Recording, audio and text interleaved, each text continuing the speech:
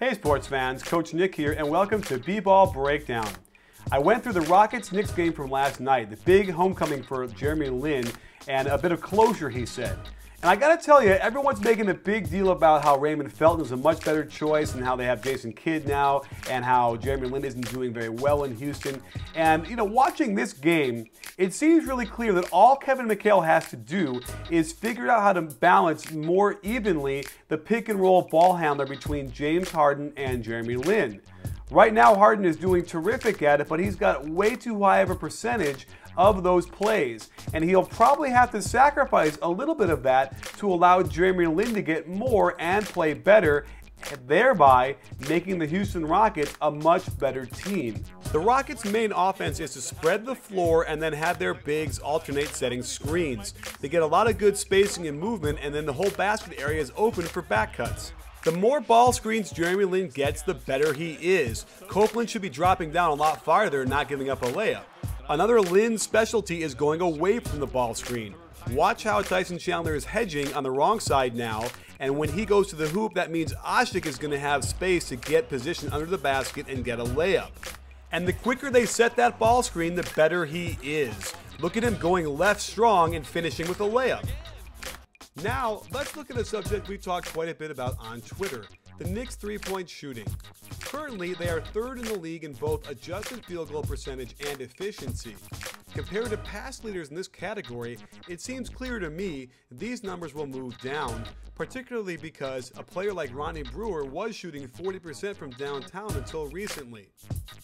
More importantly, while many winning teams stress getting back on defense over offensive rebounding, none of those teams shoot as many long threes as the Knicks do, putting them in peril to stop teams from fast breaking on them.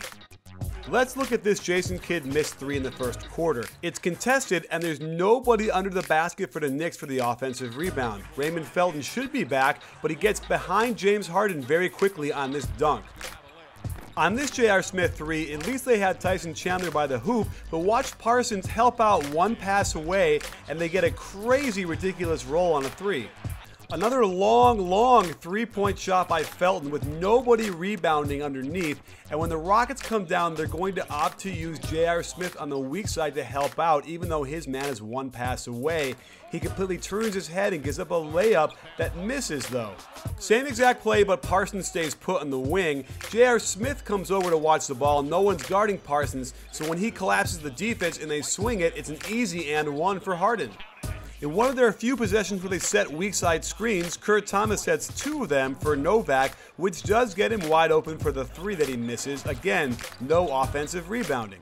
A Prigioni three, no offensive rebounding. Another possession with a very low percentage shot with no chance for the rebound. It's one thing if they don't go for the rebound so they can get back on defense, but here, no offensive rebounding, and they don't get back either. Nobody stops the ball at the free throw line, and they get a layup and have to foul. The Rockets give up a wide open Novak three, which is a huge mistake, but it doesn't go down. The Knicks have three guys back, yet after the initial stop of the ball, this is almost a fast break where Harden gets right to the hoop, and they get a layup. It actually takes an air ball from three-point land for the Knicks to get an offensive rebound off of a shot like that. However, they blow the rebound putback on a turnover, and here come the Rockets. They're not in bad position to stop this break, but against Harden, you can't stop him one-on-one. After our first Knicks breakdown, I correctly predicted they would not remain a top 10 defensive team. The Knicks are going to be able to take advantage of a weaker Eastern Conference, but the way their defensive philosophy is structured now, from what I see, it's not about being a back-to-back and being tired. It's simply about them falling out of the top 10 in the defense with a bigger sample size. I was quickly proved right, thank you very much, and one of the players weighing them down on defense is Jason Kidd. While Kidd has been a nice surprise on offense, it's his defense that has downright killed them at times. Initially, the Knicks defense didn't do a bad job against the Rockets' movement where they do a lot of pick and roll on top. Here you'll see Jason Kidd get in the way of Chandler Parsons and almost break up this play, but on that closeout, he lets Harden go right in the middle for a layup. Kidd doesn't look like he has the physical ability anymore. Watch this Delfino spin move and make him look pretty bad on that layup. Jeremy Lin does a beautiful job keeping Prigioni out of the play by boxing him out, basically, and Jason Kidd simply can't even keep Tony Douglas in front of him for the and one. And it's not really fair to ask him to guard Harden, but that's too easy to get by him, although he misses the layup. So I've harped about why it's not a good idea to help one pass away. Even at the high school level, if you do that, that results in an open three that high school players can knock down. So you can only imagine how detrimental it is to your defense if you do that consistently at the NBA level. Here is Lin helping one pass away, splash the three. When Harden helps one pass away, his man doesn't shoot it, but it forces Parsons to have to rotate, opening a gap for Brewer for a layup. A terrible example of Harden reaching for nothing out of position, giving Kidd a wide open three. Another example of Harden helping one pass away, can't get there in time, splash. And here's a relatively open look you can't give to a guy like J.R. Smith. The Rockets went on a 15-0 run in the middle of the third quarter that effectively ended the game. Both the Knicks' offense and defense contributed as the game got away from them in a hurry.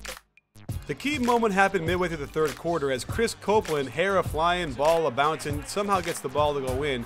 And watch how smart Jeremy Lin is. He fakes the timeout call, and when the Knicks are not ready, he goes right to the hoop, but he misses the layup, and Ronnie Brewer stupidly grabs the rim.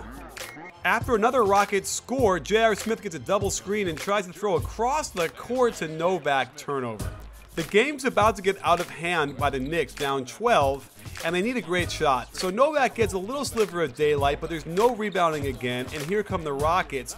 The Knicks are very poor in transition, and as a result, Novak has to guard Harden because they didn't sprint back hard enough to pick up the correct men. Naturally, that becomes an ISO because Harden certainly loves to see Novak guarding him, and that's a splash.